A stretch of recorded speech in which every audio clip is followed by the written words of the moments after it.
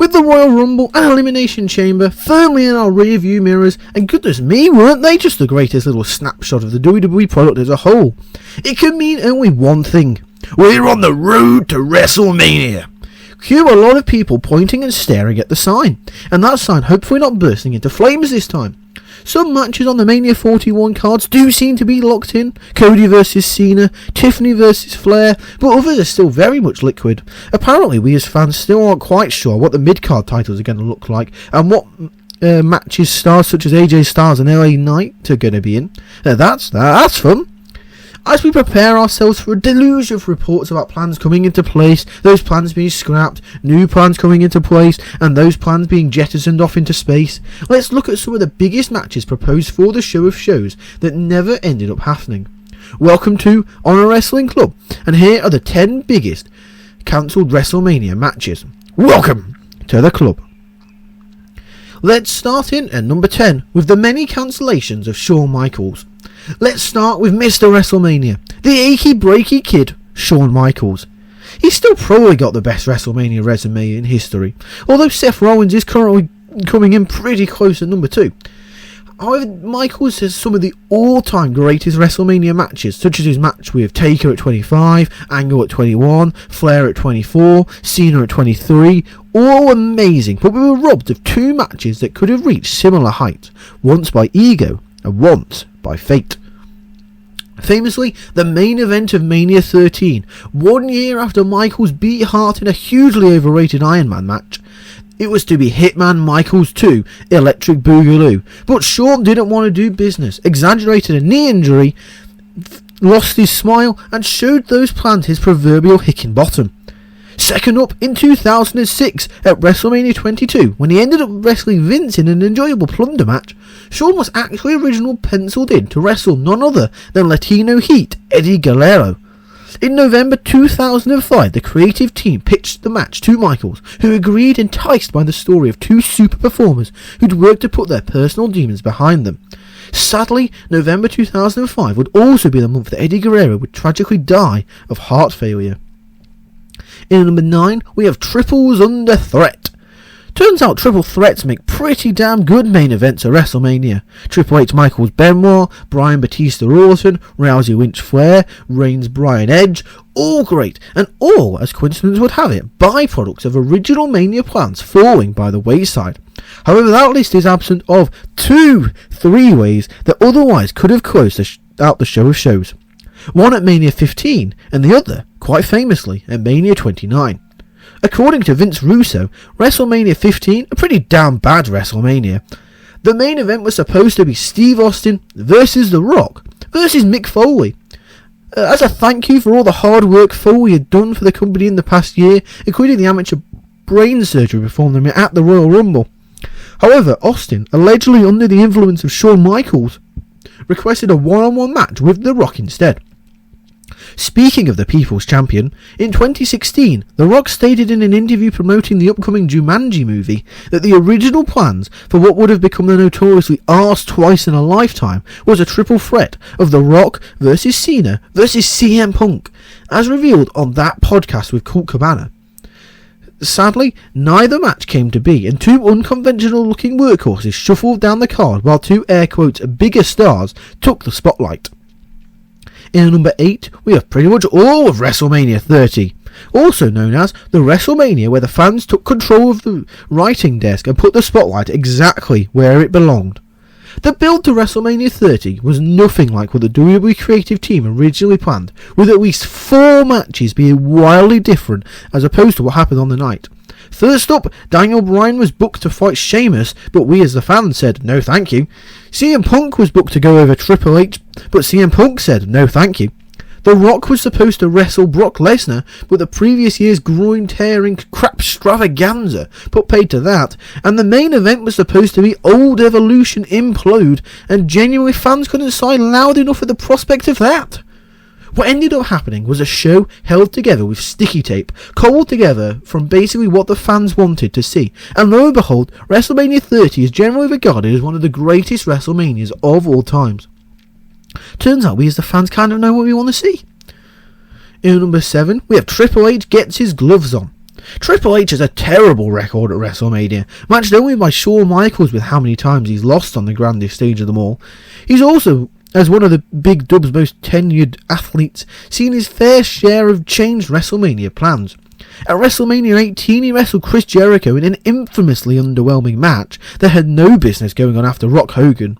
In fact, the original plan was a bit more turbocharged, with face Triple H set to take on a still heel Stone Cold for the big belt, with none other than Bret Hart as the special guest referee, in exchange for being able to use WWE photos for his upcoming autobiography. These plans fell apart after Austin lobbied to turn face after the invasion angle ended, and Hart didn't want to make it appear like he'd forgiven the company for the screw job, and so shortly after Owen's death, so therefore Bret pulled the plug on his own involvement. Even bigger and sillier than that idea, though, was Triple H's original dance partner from Mania X7 the year before. The first plan was Triple H vs Shawn Michaels, but HBK turned up to an episode of Raw on pills and was immediately sent home, so that was out. In crisis mode, Trips pitched a backup plan: Triple H versus Mike Tyson in a boxing match, harkening back to Roddy Piper's famously crap bout with Mr. T at Mania 2. Sadly, or perhaps for the good of us all, WWE and Tyson couldn't agree on money, so Triple H ended up facing The Undertaker instead. But speaking of boxing, in at number 6, we have Floyd Mayweather versus Oscar De La Hoya. People really like boxing, something I can't quite understand. Their gloves look so silly, and those trunks aren't nearly tight enough for combat sport. However, WWE took great interest in the fact that in 2007, Floyd Mayweather vs Oscar De La Hoya did over 2 million buys on pay-per-view, the most in history at the time. As such, WWE campaigned to bring both men into WrestleMania 24, with the original idea being Mayweather, who would team up with Shane McMahon. Makes sense, he's got the best working punches in all of WWE after all, to take on the team of Rey Mysterio and Oscar De La Hoya, because apparently Mysterio's WWE's cultural liaison to all Latin American prize fighters.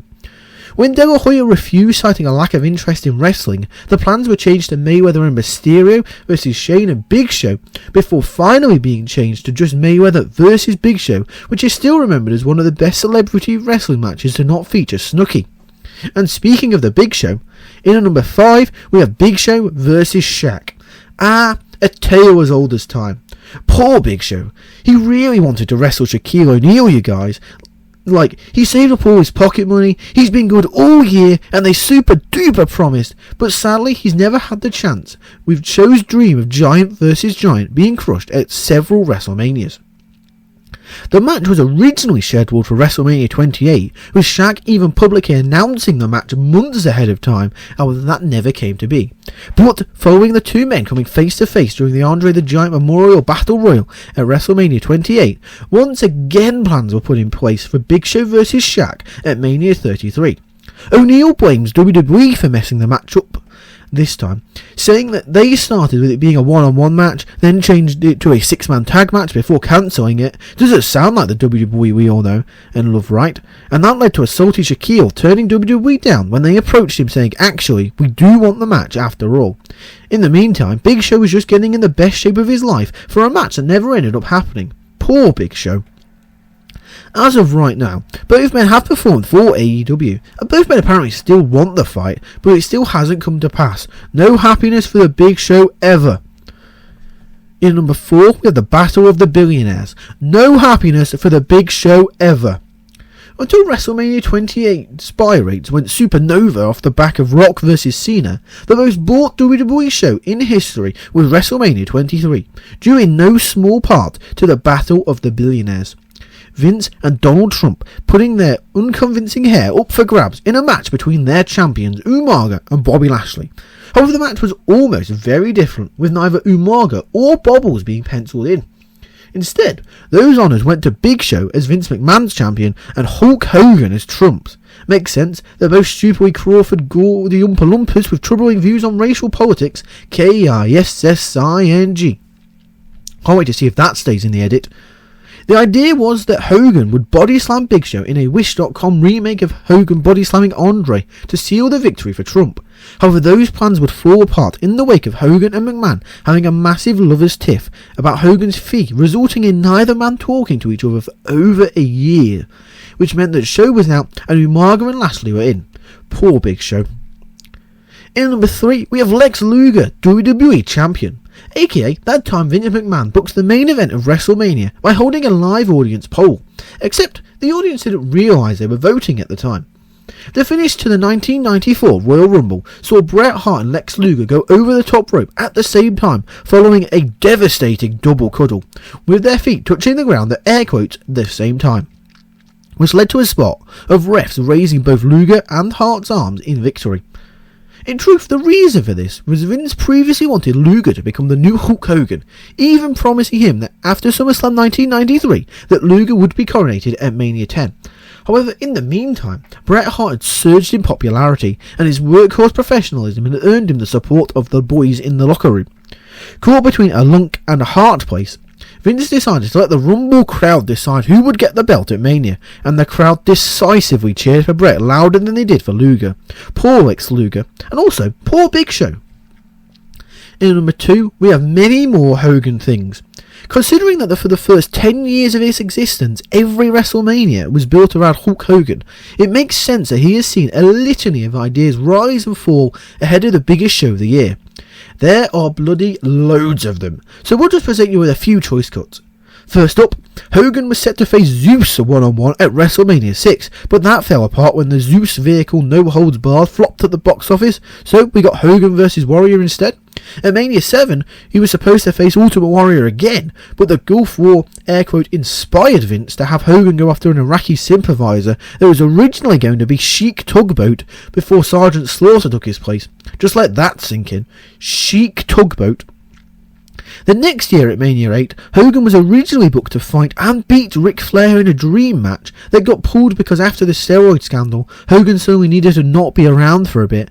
And finally, perhaps the biggest of all, at WrestleMania 25, Hogan was, at least according to the Hulkster himself, so take this with a pinch of salt, scheduled to have a dream match against John Cena before Hogan went down after having back surgery and the match was shelved.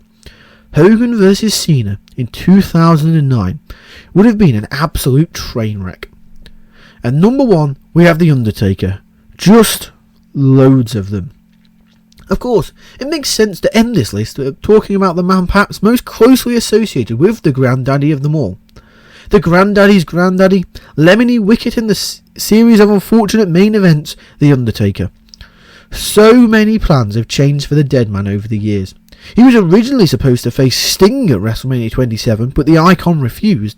He was supposed to face Cena at WrestleMania 32, but Big Match John got Big Match hurt, and they brought in the boss's son, but not before considering running Taker versus Strowman. And that's not even taking into account all the times where Taker was booked to have the streak broken, but the company switched out at the 11th hour.